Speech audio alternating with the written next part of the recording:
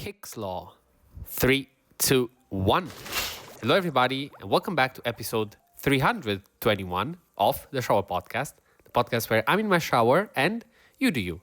I'm your host, Chip, and today we're continuing with the second week and second and final half of the laws that shape us, this mini series where we try to understand a bit better the hidden laws that are present in our lives that we don't really know about. Before we start, as usual, if you end up liking this episode, remember that liking and subscribing really mean a lot for me. Just one click, but they really make the difference. Thank you very much for considering it.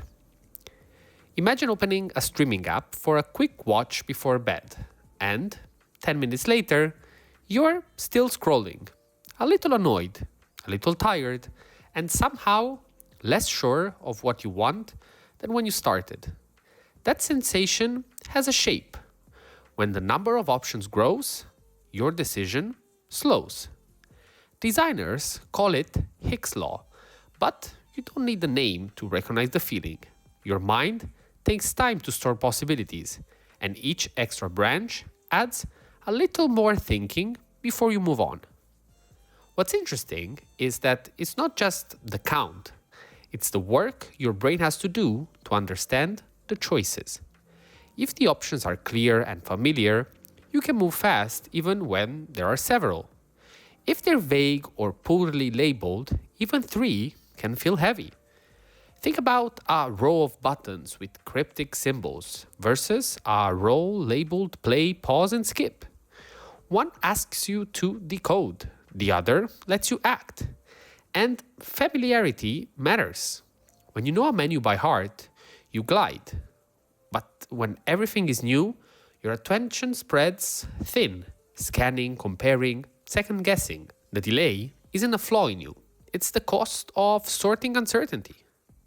There's also a curve to it. The first few extra choices slow you down the most. After that, piling on more keeps hurting, of course, just not as deeply. In practice, that means the jump from 2 to 5 options changes the feel a lot more than the jump from 20 to 23. But the cure isn't always show fewer. The smarter move is to make the decision bite-sized. Group related options so your brain can choose a category first, then pick inside it. Hide advanced paths until someone actually needs them.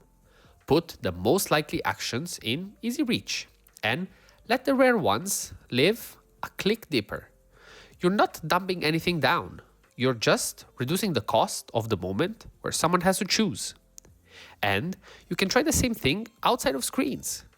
If your morning routine has become a buffet of maybe this, maybe that, pick a starter set for weekdays. The same breakfast, the same first task, the same you open the day.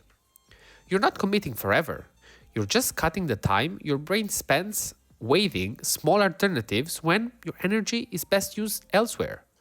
When you plan, name the job of each option so the choice is about function, not vibe. Message the client to confirm the deadline, not do some outreach.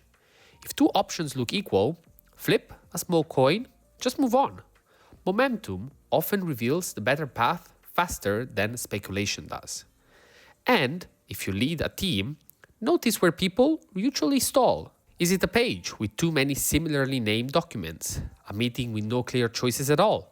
A process that asks for 5 approvals when 2 would keep the risk in check?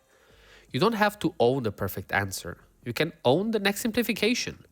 Prune a branch, rename a step, cluster decisions so they happen once instead of in fragments across the week. People don't need fewer opportunities. They just need a clear path through them. So, for today, pick one spot where choices keep slowing you down. An inbox, a menu, a routine, a plan, and ask yourself, what would make the next move obvious? Maybe it's a short list of go-to items at the top. Maybe it's one folder that actually contains the thing you always hunt for. Maybe it's turning 5 similar tasks into a single batch you do after lunch. Give yourself permission to reduce friction and not possibilities. The goal isn't to make life smaller, it's to make action simpler. That was all for today. Thank you very much for listening. I hope again that the quality is still decent enough. My nose is definitely not in shape, but it does the job. If you made it so far, thank you very much for listening. Feel free to interact with this content in any way, shape, or form you like by liking, subscribing, sharing, commenting, whatever works for you. And as always, stay consistent, stay resilient. This was the Shower Podcast, and I'll see you tomorrow with another episode of The Laws That Shape Us.